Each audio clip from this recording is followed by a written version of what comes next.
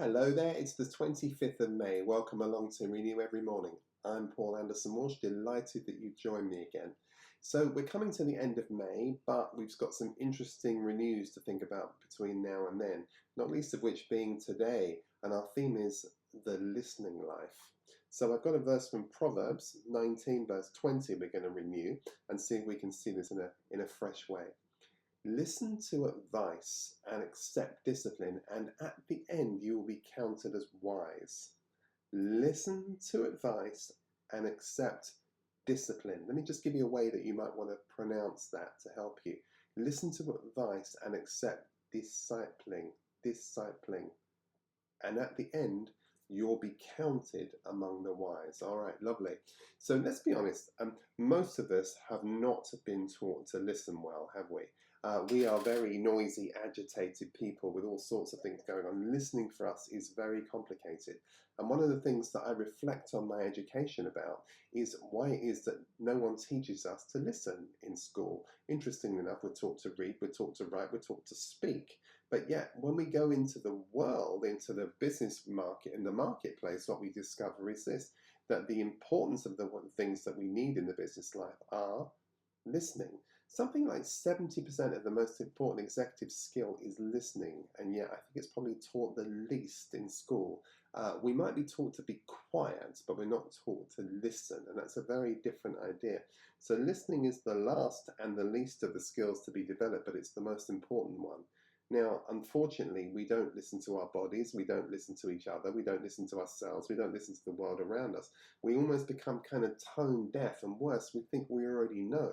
As somebody once told me, the real problem, particularly when it comes to the scripture, is not what you think you don't know. The real problem is what you think you do know. That's always the problem. And that's why this verse matters and matters so very, very deeply. So this proverb is part of the wisdom literature tradition, as you well know, a tradition that values humility over hubris. Wisdom always goes for teachability over talent. It always goes for attitude over aptitude, and certainly it goes for formation over information. And the thing is, it doesn't ask us to blindly obey. It invites us to grow, not just to hear advice, but to welcome it. And that's not such a straightforward thing. We've worked on this already this month, but it's worth just returning to this because this is really, really an interesting question. Are you feedbackable? Am I able to bring you truth? Because each and every one of us has our own blind spots. I have plenty.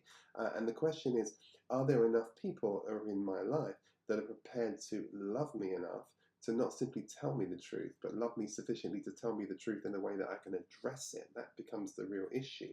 So the thing is this, it's not just hearing advice, it's welcoming it. It's not just accepting correction, but it's allowing it to shape us.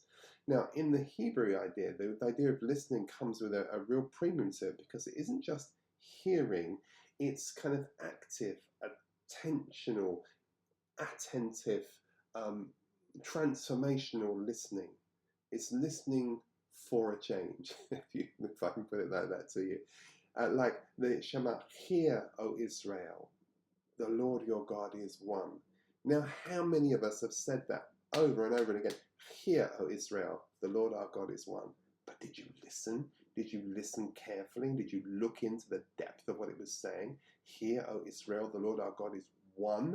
Is that not the most stunning union statement of all? Is that not the most stunning statement about inclusion, about the inclusivity of all, that Christ is all and all are in all? And it's just extraordinary. But listen to advice. This is counsel. This is strategic guidance. This is such an important point. What I've noticed in my walk with the Lord is the Lord tends to give me direction, but doesn't over egg the directions, but gives me direction. And that is an important thing. So we don't have to figure it out. And we're not on our own with it. I had to see a consultant recently and I had a decision I had to make. And he said to me, and I said, well, I can't expect you to make the decision for me, but let me just ask you a few questions. And he stopped and he said, you don't have to make this decision on your own. We're here to make this together. And I thought, oh, okay, that's cool. And we made the decision and it was a positive decision we made. But he's saying to accept discipline. Again, I'll say this again, accept discipling. This is a massive issue. And by the way, for those of you who have been heavy shepherded, this is a problem, because you and I very well know how coercive some of these relationships can be. But when you have the privilege of working with a spiritual director or a guru, for example, and by the way, a guru is just somebody that's able to tell you who you are, to wake you up. And we need to recognize that, because we need to be around people that have the capacity, have the spiritual depth and knowledge and their own sense of consciousness, that they can be your guru, they can be your spiritual director. Because the reality is this: someone who hasn't woken up cannot awaken you. That's not problem. That's not possible. If someone hasn't woken up themselves, they will not be able to awaken you. But here we hear this idea of accept this discipline and receive it, embrace it, take it.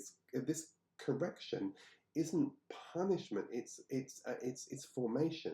It's not criticism. It's critique. And critique is something we should really want. And this is what you get from a good teacher all the time. That ability to be able to see through to the perfect. And then be counted amongst the wise. And that idea is those who know the secrets of how to live. That's the thing. So the wisdom insight is always going to be humility versus hubris. It's always going to be about the idea of the proverb makes just super clear from you, that it's about being open-minded, open heart, having a sort of growth mindset, not a fixed mindset, if you like. As it says again in the Proverbs, whoever loves discipline loves knowledge, but whoever hates correction is stupid. And that is so true. And you know, but we listen, I've told you this before. I've had a massive difficulty. I've hated being corrected, and it's stupid, because the reality is, if the wisdom comes when I love that kind of knowledge that comes from people that are able to give me insight. So discipline, if you like, is the soul's tuning fork. Correction brings us in tune with the divine rhythm, and that's the lovely idea. And it's really, really important. So to accept correction is not to admit failure in that sense. It's not to say I'm a failure, I'm a mistake. No. It's to say I'm ready to grow. And that is the whole point, growing in grace, growing in this love. Correction isn't weakness, it's wholeness. It's wholeness. Listen carefully to the ear of your heart. Listen. The wise man learns more from his enemy than the fool learns from his friends. It's a very famous wisdom quote. So my view is correction is not rejection, it's just redirection. So reprove a wise man and he'll love you for it. That's exactly right. In vain you've acquired knowledge if you've not imparted it to others. Isn't that lovely? So the rabbi said in Deuteronomy, it is in vain you have acquired knowledge if you haven't passed it on to others. And I think that's a really lovely idea. So listen and be open and let God teach you. And that is really our renew. And look, if these renews are helping you, if they are helping shape your thinking, then share, subscribe to the daily renews. Don't forget to hit the bell so you won't miss us next time we flip the scripture. All right, see you then. Bye.